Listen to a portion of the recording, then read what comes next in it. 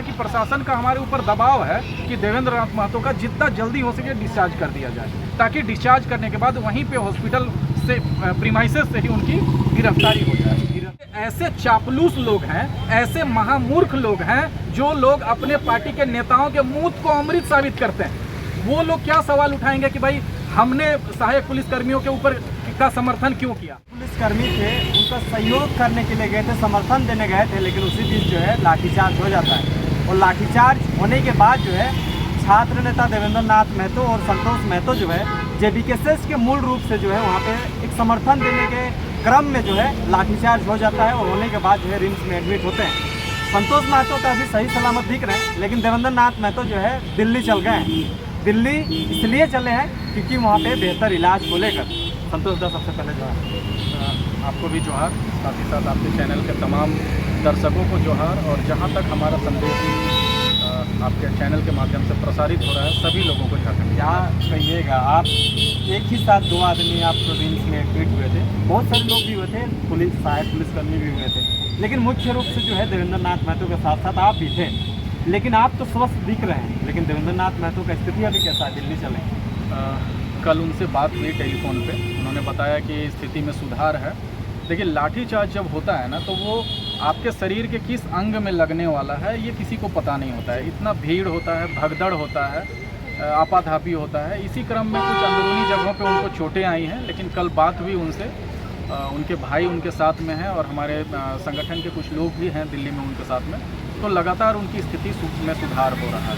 क्या अभी स्थिति में रिम्स में क्या बेहतर नहीं इलाज हो पा रहा था जिस वजह से दिल्ली चले गए, कि यहाँ से रेफर किया गया वहाँ दिल्ली?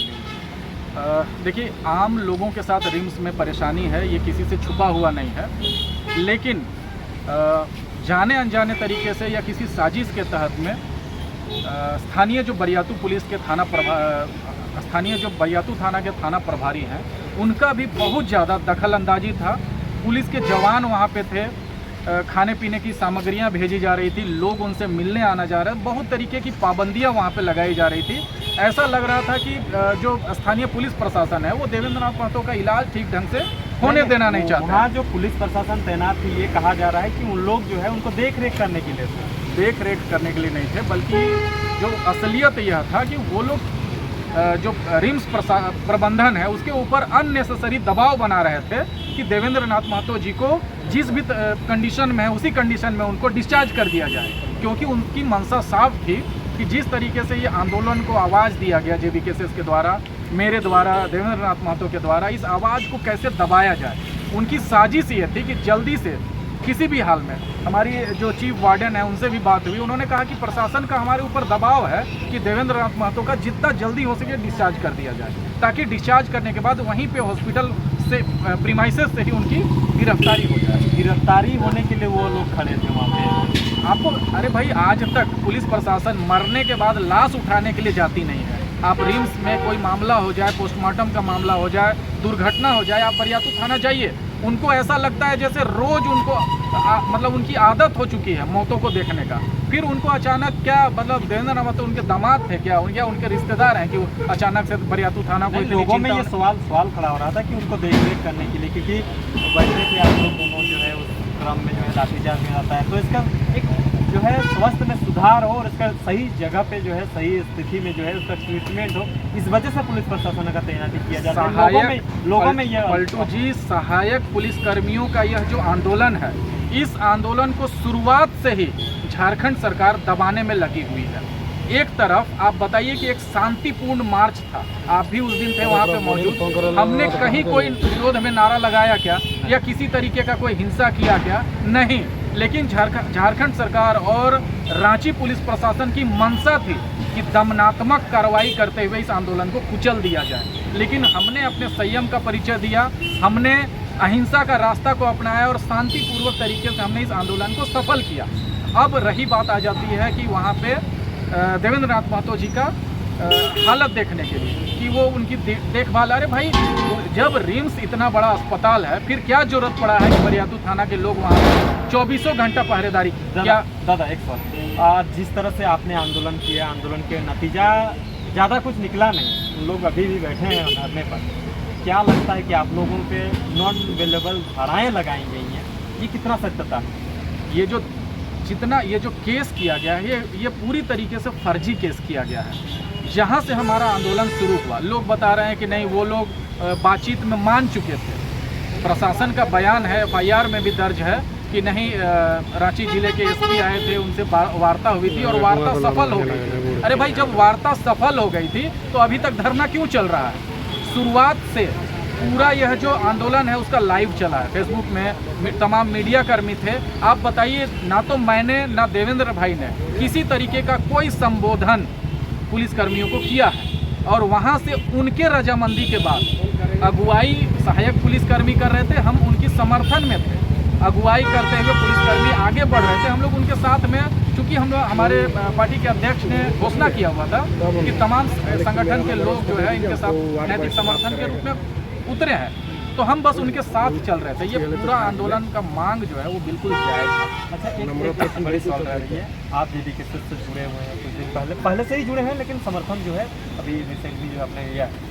लेकिन जयराम महतो पे एक सवाल खड़ा किया जा रहा था कि इतना दिन जब वो रिम्स में रहे, देवेंद्र नाथ महतो, चाहे आप भी रहे, उसमें रहे थे, लेकिन इस तरह का एक जो है सेंसिटिव मुद्दा था, उस टाइम पे लाठीचार्ज होता है, लाठीचार्ज के दरमियान जो है अटेम्प्ट टू मर्डर का जो है आप लोगों के जो है लोगों ने ही ये बात कही कि इस तरह का साजिशें चल रही थी, लेकिन उस वक्त जो है जयराम महतो आपके साथ नहीं आए।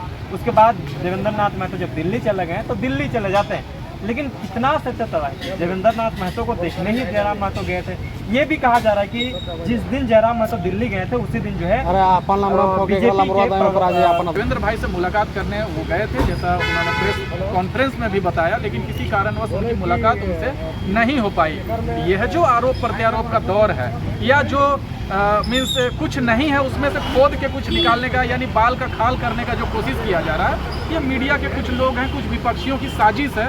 वो चाहते हैं कि किसी तरीके से जो पार्टी के प्रमुख चेहरे हैं उनके बीच में मनमुटाव हो जाए या आपसी भेदभाव हो जाए, ताकि पार्टी और संगठन कमजोर हो। मेरा ये मानना है, बस 2 मिनट, मेरा ये मानना है कि हमारे पार्टी अथवा संगठन में किसी भी तरीके का कोई फूट नहीं है। ये बाल का खाल निकालने की आदत लोग छोड़ें और अपने पार्टी और अपने संगठन के कितने लोग सहायक पुलिसकर्मी के आंदोलन में आए, ये बताएं ना भाई। आजसू के लोग बताएं, क्या सुदेश महतो आए? JMM के लोग बताएं, क्या हेमंत सोरेन आए? क्या BJP के लोग बताएं कि JP नड्डा या फिर हेमंत बिस्वा या फिर शिवराज चौहान यहाँ आए? क्या आके उन्होंने दौरा किया? मोराबादी के सामने रहे, क्या उनको सूद लेने की जरूरत नहीं थी? बताइए। कांग्रेस के लोग आए क्या? कांग्रेस के लोग अगल बगल से गुजर रहे हैं, लेकिन ना तो कोई कांग्रेस के लोग आए, ना किन्हीं लोगों ने नैतिक या फिर किसी तरीके का समर्थन दिया। तो भाई सवाल सिर्फ JB केसेस के साथ क्यों, और बाकी पॉलिटिकल पार्टियों के साथ सवाल क्यों नहीं? और एक सवाल है, आप लोग जो है सहायक पुलिसकर्मी को समर्थन देने गए थे, उसी क्रम में लोगों में एक तरह से सवाल खड़ा हो रहा था कि इन लोग जो है टिकट की दावेदारी करने को लेकर जो है बिन बुलाए वहाँ पे मेहमान बनने चले थे। आपका भी नाम आ रहा था, देवेंद्र नाथ महतो भी नाम आ रहा था। उसमें लोग ये भी कह रहे हैं कि इन लोग को टिकट नहीं मिल सकता है, चाहे तो चुनाव लड़ने की मानसा होगा। इस वजह से जो है वहाँ पे लाठी डंडा खाने के बाद एक सिंपैथी वोट लेने के लिए वहाँ पे खड़े हुए थे। क्या सच्चाई है? लोगों को क्या जवाब दीजिएगा? देखिए, अगर कोई आरोप लगा रहे हैं या कोई ये एंगल तलाश कर रहे हैं कि भाई हम लोग टिकट लेने के लिए, तो क्या सहायक पुलिसकर्मी हमें टिकट देने वाले हैं क्या? आप बताइए। नहीं तो एक सवाल बनता है ना कि जब आपके पास कुछ समर्थन के लोग जब आएंगे, किसी को आप अगर सही दिशा में ले जाइएगा, उसको अगर पुष्टि कर पाइएगा, जो लोग उन धरने में बैठे थे उन लोगों का साबित हो जाता है कि उन लोगों को मुआवजा जो कुछ भी उसका वेतन वृद्धि में हो जाती है, तो आप लोग में क्रेडिट जाता है। इस वजह से जो है आप लोग ये सवाल खड़ा किया जाए। या ये जो सवाल खड़े करने वाले लोग हैं ना, ये कौन लोग हैं? आपको बता दूं, ये ऐसे चापलूस लोग हैं, ऐसे महामूर्ख लोग हैं, जो लोग अपने पार्टी के नेताओं के मुंह को अमृत साबित करते हैं। वो लोग क्या सवाल उठाएंगे कि भाई हमने सहायक पुलिसकर्मियों के ऊपर का समर्थन क्यों किया?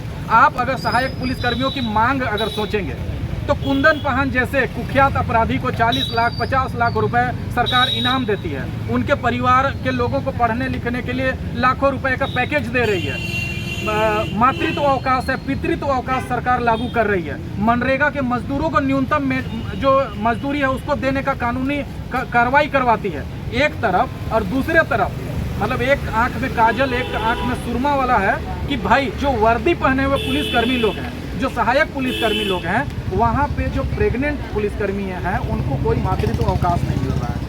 1 साल 2 साल के दूध मुँहे बच्चों को लेकर यहाँ मोराबादी ग्राउंड में खुले में शौच करने के लिए मजबूर हैं। ये क्या मानवाधिकार का हनन नहीं है? अरे भाई, आप पार्टी को छोड़ दीजिए, आप मानवता के नाते आप इनकी स्थिति देखिए। क्या 10,000 रुपये में वर्दी का जॉब करना आज के समय में पॉसिबल है?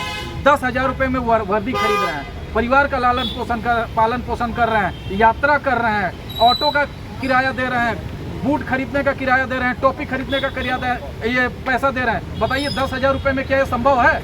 उनके साथ सरासर अन्याय हो रहा है। हमें तो देखिए, आज हमारी नैतिकता है, क्योंकि नैतिकता की पॉलिटिक्स जो है जेबी केसेस करती है। अन्यथा आप अगर इनकी स्थिति को देखेंगे, ध्यान से समझेंगे, तो तमाम पार्टियां, चाहे वो पक्ष के हों चाहे विपक्ष के हों, साथ ही साथ जितने NGO कर्मी हैं, जितने स्वयंसेवी संस्थाएं हैं, जितने एक्टिविस्ट लोग हैं, जितने लोग समाज सुधार की बात कर रहे हैं, उन सभी को इनके समर्थन में आना चाहिए। अच्छा, जब